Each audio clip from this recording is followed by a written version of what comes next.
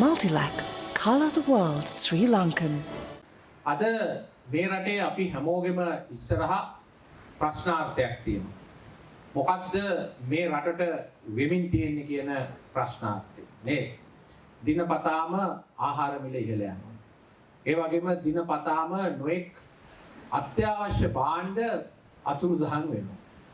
කිරි පිටි නැති වෙනවා එක කාලයක, භූමි තෙල් නැති වෙනවා තව කාලයක, හාල් නැති වෙනවා තව කාලයක, ගෑස් නැති වෙනවා තව කාලයක. මේ විදිහට පෝලිං ඇති වෙනවා. අපි මේවා එකක්වත් බලාපොරොත්තු වුණු දේවල් නෙවෙයි. අපිට මේ සියල්ලටම හේතුව හැටියට කියන්නේ කොවිඩ්. කොවිඩ් නිසා තමයි මේක ඇති වුණේ. කොවිඩ් නොතිබ්බනම් සංචාරකයෝ මේ අම්බලන්ගොඩට හික්කඩුවට එයි, ඩොලර් ගලාගෙන එයි. එබනම් ප්‍රශ්නේ ඉවරයි කියලා තමයි අපිට කියන්නේ. ඒතකොට අපිට හිතනවා තවත් සංචාරකයෝ නිසා ජීවත් වෙන රටවල් තියෙනවා නේද? මාලදීව ඉන්න කියන්නේ සංචාරකයෝ නිසා ජීවත් වෙන රටක්. තායිලන්ත කියන්නේ සංචාරකයෝ නිසා ජීවත් වෙන රටක්. ඒ රටවලත් මෙහෙම ප්‍රශ්න තියෙනවා. පෝර නැතුව ගොවියෝ පේලපාලි යනවා. ගෑස් නැතුව පෝලිං වල ඉන්නවා. ගෙවල් වල ගෑස් ලිප් පිපිරෙනවා. කිරි පිටි නැතුව දරුවෝ ගෙවල් වල අඬනවා. ඒ වගේම හාල් සහල් ඒ වගේම අනිකුත් අත්‍යවශ්‍ය ආහාර ද්‍රව්‍ය මිලදී ගන්න බැරි තරම් අහස උසට නගිනවා. මේ වගේ ප්‍රශ්න ඒ රටවලත් තියෙනවා. අපිට නම් එහෙම දෙයක් වාර්තා වෙලා නැහැ. එහෙමනම් අපිට හිතන්න තියෙන්නේ කොවිඩ් කියන්නේ නම් ප්‍රශ්නයක් තමයි. හැබැයි කොවිඩ් වලට එහා ගිය ප්‍රශ්නයක් අපේ රටේ තියෙනවා මිත්‍රෝ. අපේ රටේ අද ප්‍රශ්නය ඩොලර් හිඟේ. ඊයේ අපිට තවත් අවාසනාවන්ත සිද්ධියක් වුණා. ඒක තමයි ඉහළම ගණේ මේ රටේවල් වල ණය පිළිබඳව අනාවැකි පුරෝකතන කියන අර පිච් රේටින් ආයතනය අපිව දැම්මා බංකොලොත් වීමට යන රටක් තත්වයට පත් කරනවා. බංකොලොත් වීමට යන රටක් බවට අපිව ඊයේ පත් කළා. එතකොට අපේ රටට එහෙනම් අනාගතයේ ආයෝජක වෙයි බංකොලොත් වෙන රටකට, සංචාරක වෙයි බංකොලොත් වෙන රටකට. ඒ වගේම විදේශිකයෝ හරි කවුරු හරි මේ රටේ ඉන්න ව්‍යාපාරිකයෙක්වත් මේ රටේ ව්‍යාපාරවල ආයෝජනය කරයිද? ඒ වගේම අපිට පේනවා අපේ මේ ඉන්න ඔක්කොම වැඩිහිටියෝ මේ නම් අපේ තරුණ දරුවා ඇරෙන්න මේ අපි දරුවෝ ඉන්න දෙමාපියෝ අපේ දරුවන්ට අපිට කියන්න පුළුවන් ද කට ඇරලා දුවේ පුතේ උඹලා නිදහස් අධ්‍යාපනයේ ඉගෙන ගත්තේ ධර්මාශෝකයට ගියේ ඒ වගේ ගිහිල්ලා ඉගෙනගෙන දැන් රටට සේවය කරපළා මේ රටේ ඉඳලා කියලා කට ඇරලා අපිට කියන්න පුළුවන්ද? මේ රට යන මඟ දිහා බැලුවාම දරුවන්ට අනාගතයක් නැහැ කියලා බැලුවාම අපිට මේනි ගුවන් තොටුපළයි පාස්පෝර්ට් එකයි විතරයි. කොවිඩ් නේ මොන යකාගේ රටකට හරි යන්න හිතෙන තත්වයක් තියෙනවා. මේ දීවර ජනතාවට මොකද වෙන්නේ තව ටික දවසකින්? මොකද අපේ දීවර ජනතාවට හොඳ ආදායමක් ලැබුණ යුරෝපයට GSP+ එක හරහා මාළු යවලා. මාළු ටොන් 18000ක් අපි වාර්ෂිකව ඇරියා.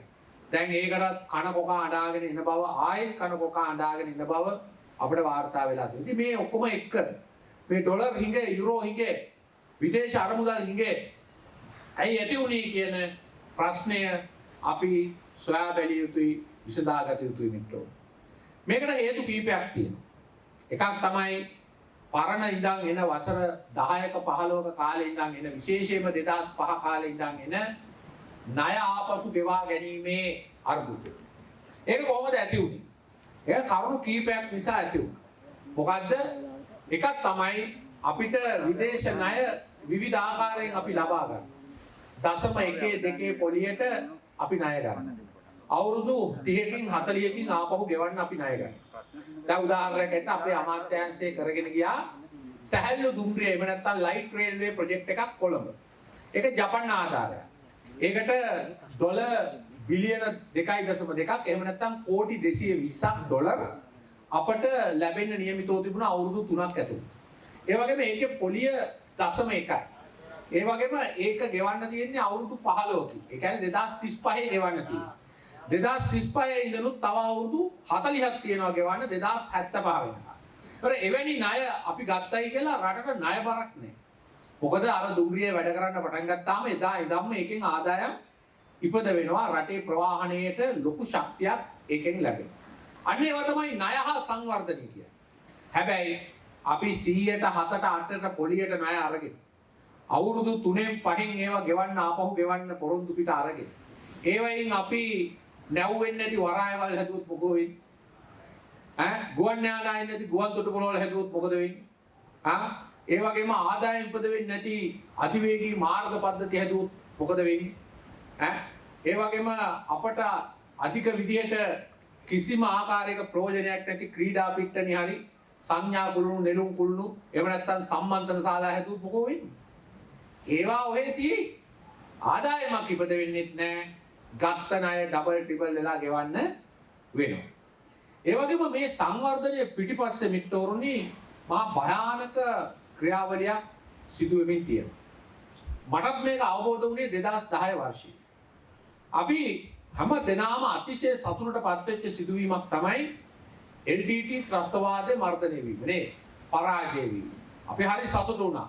අම්බලන්ගොඩ ජනතාවටත් බොහොම සතුටු වෙන්න පුළුවන්. මොකද ඒ හමුදාවේ නායකත්වය බොහෝ දුරට මේ අම්බලන්ගොඩ බලපිටිය මේ ප්‍රදේශ වලින් පැමිණිච්ච හමුදා නායකයෝ තමයි ලබා දුන්නේ. ඉතින් ලොකු සතුටක් ගොඩක් දෙනෙකුට ලැබුණා අපි මේ ත්‍රස්තවාදය පරාජය කළා.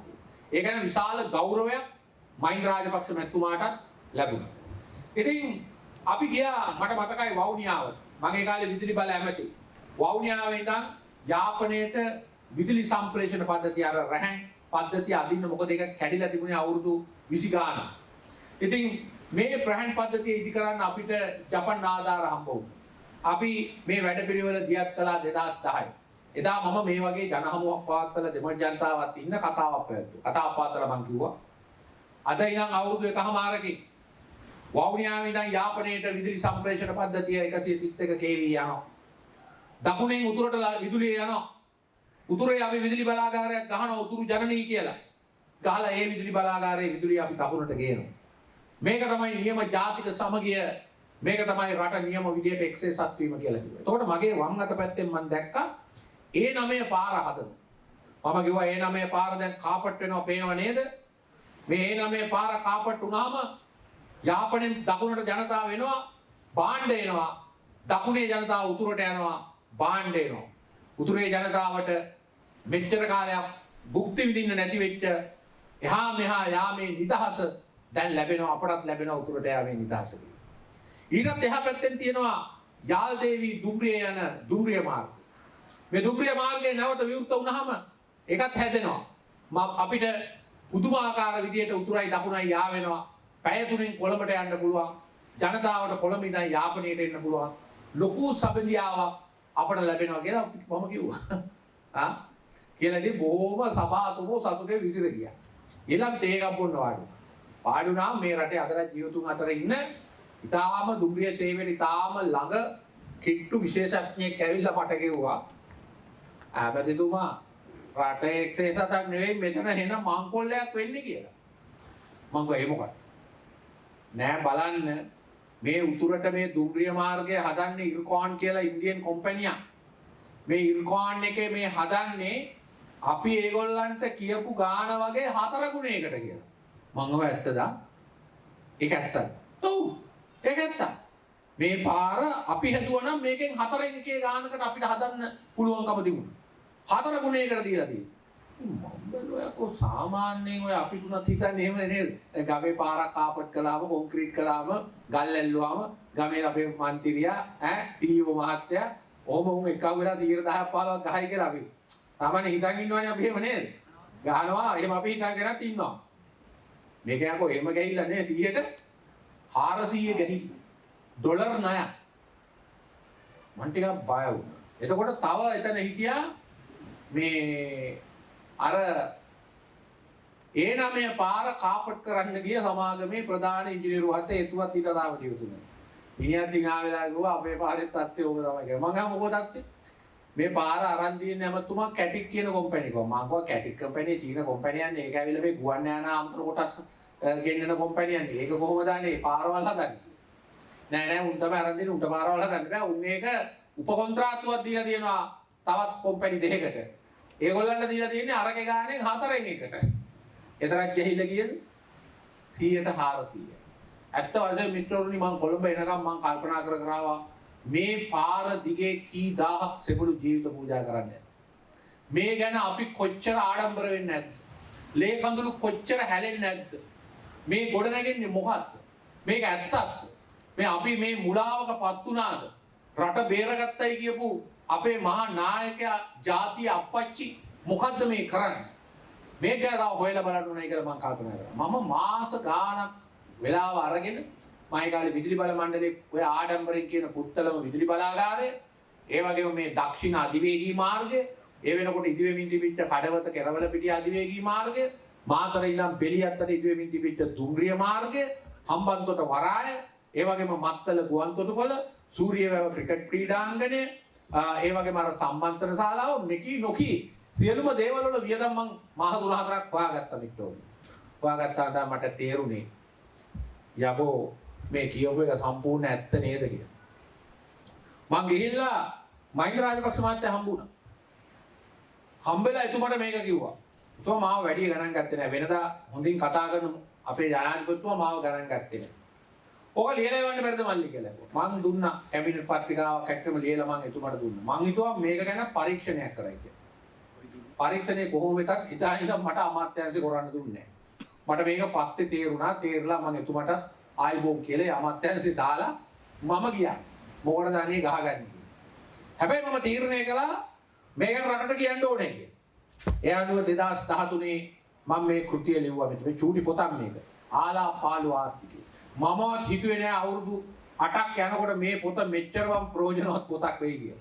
මේකේ තියෙනවා මේ හැම ඩීල් එකකින්ම ගහපු ගැහිල්ල.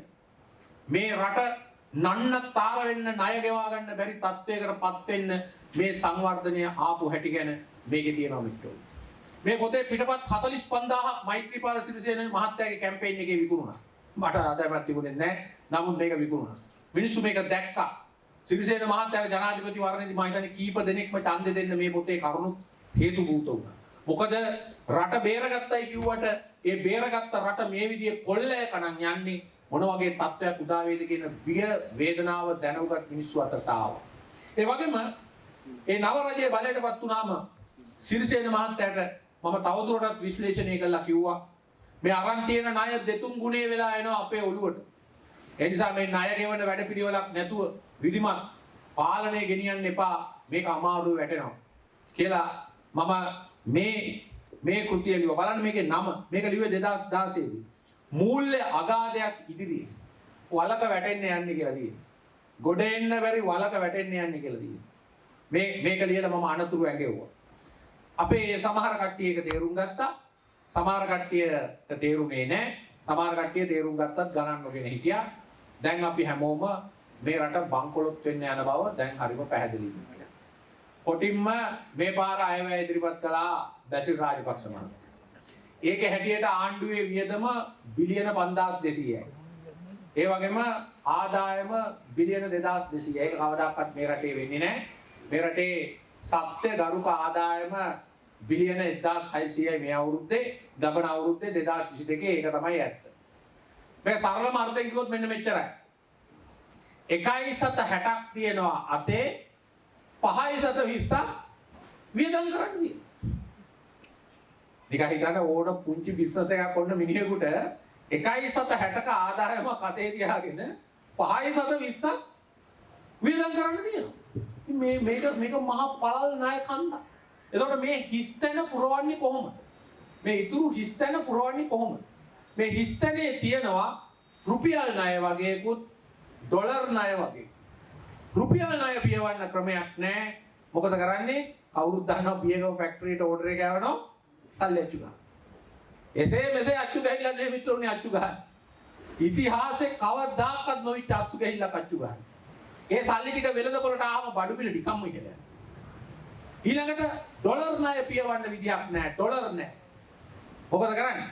ණය ගන්න ගියාම ණය දෙන්නේ නැහැ. ඇයි? රට බංකොලොත් වෙන්න යනවායි කියලා අන්තර්ජාතික ආයතන කියලා තියෙනවා. දැන් මම වුණත් බැංකුවකට කියලා ණයක් ගන්න ගියාම මම නිකන් බංකොලොත් වෙන්න යනවා වගේ බැංකුවට ආරංචි දෙනවා මට ණය දෙනවා. ඈ මට ණය දෙන්නේ නැහැ.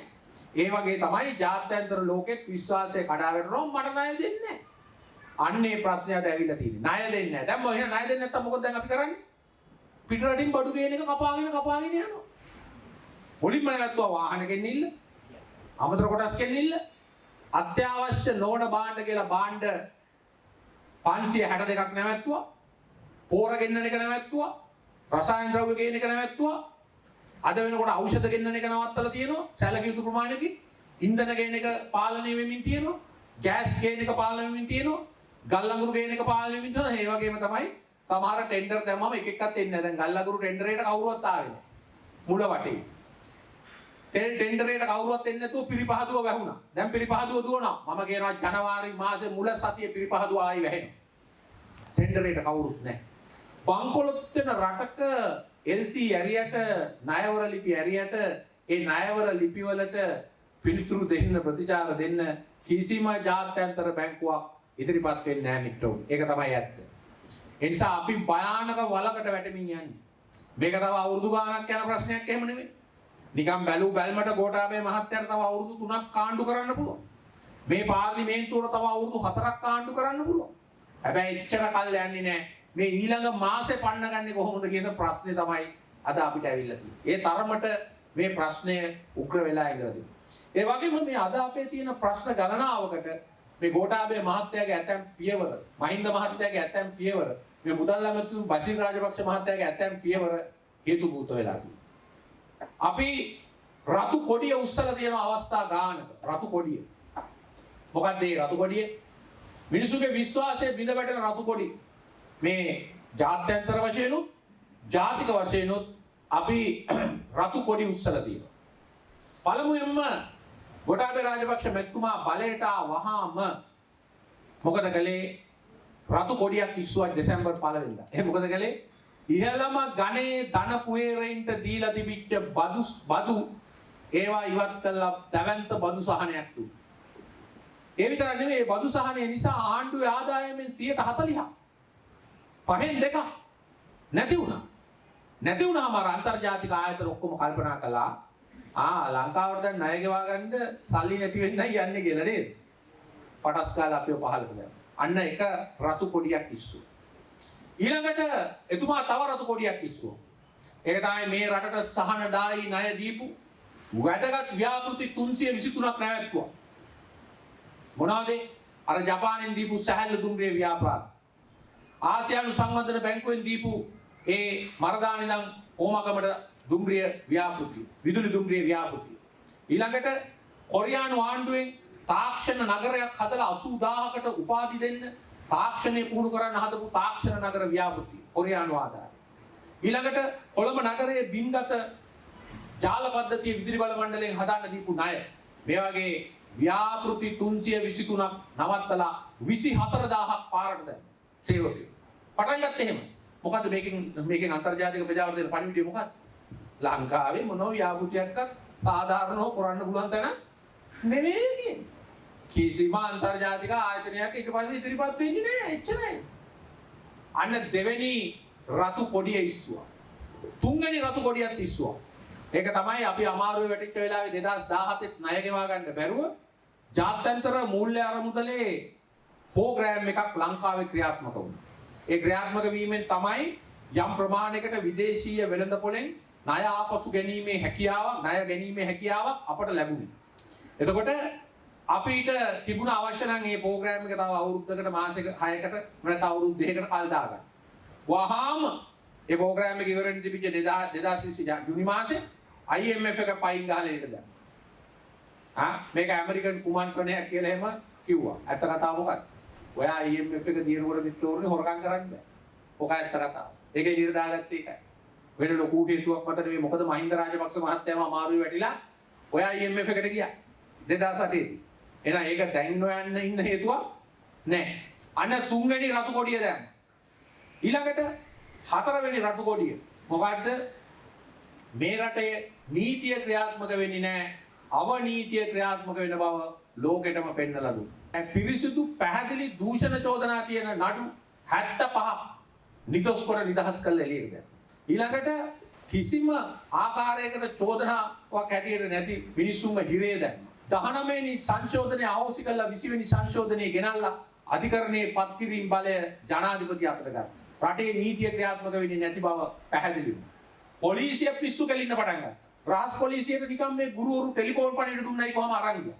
Facebook එකේ මොනවා හරි තරුණයෙක් දැම්මම අරන් ගියා. හැබැයි මංකොල්ලකාරයෝ, පට්ටහොරු, ජාතික ධනය කොල්ල කාපු මිනිස්සුන්ට කවදාකවත් රහස් පොලිසිය පෙනුන්නේ නැහැ. මේවා ඔක්කොම පිටරට වාර්තා වෙනවා. දැන් රංජන් රාමනායක මහත්තයාට දීපු තීන්දුව අසාධාරණයි කියලා අන්තර් පාර්ලිමේන්තු ඒ යූනියන් එක IPU එක ප්‍රකාශයක් කළා තියෙනවා. මේක මුළු ලෝකෙටම පේනවා. මේ රටට ඒක භයානක විදියට බලපාලා තියෙනවා. මොකද රංජන්ව හිරේ ඇරියේ රටේ පවතින කිසිම නීතියකට අනුව නෙවෙයි. කිසිම නීතියකට අනුව නෙවෙයි. ඒ වගේ සිද්ධි කළා. රංජන් කලේ හරිද වැරද්ද වෙන්න පුළුවන්. ඒකට ඕකට සුළු දඬුවමක් දෙන්න තිබුණා. අවුරුදු 4ක් මිනිහ බරපතල වැඩ ඇතුව හිරේ යවන්න හේතුවක් ඇතර තිබුණේ නැහැ. ඒක ඉතාම පැහැදිලි. ඒවට අද IPU එක ඉන්ටර් පාර්ලිමේන්ටරි යූනියන් එක විරෝධය පළ කළා. වහාම රංජන් එළියට දාන්න කියලා. මේවත් එක්ක මොකද වෙලා තියෙන්නේ? රටේ නීතිය අධිකරණ පද්ධතිය ගැන විශ්වාසයක් නැහැ. දැන් විනිසුරුවරු පත් වෙන්නේ අවංකත්වයේ මතවත්, ජ්‍යෙෂ්ඨත්වයේ මතවත් නෙවෙයි ජනාධිපතිගේ කැමැත්ත මත. ඉතින් ඒකට යුක්තිය ඉෂ්ට වෙනවා. නෑ. පොලිසිය පත්වීම් ලබා දෙන්නේ කොහොමද කියලා මේ ඊයේ පෙරේදා ඔප්පු වුණා OIC පත්වීම් ගන්නත් අද ඇතම් ලේකම්ලගේ පඩි ගන්නවා. පොලිසිය විශ්වාසයක් තියනවද?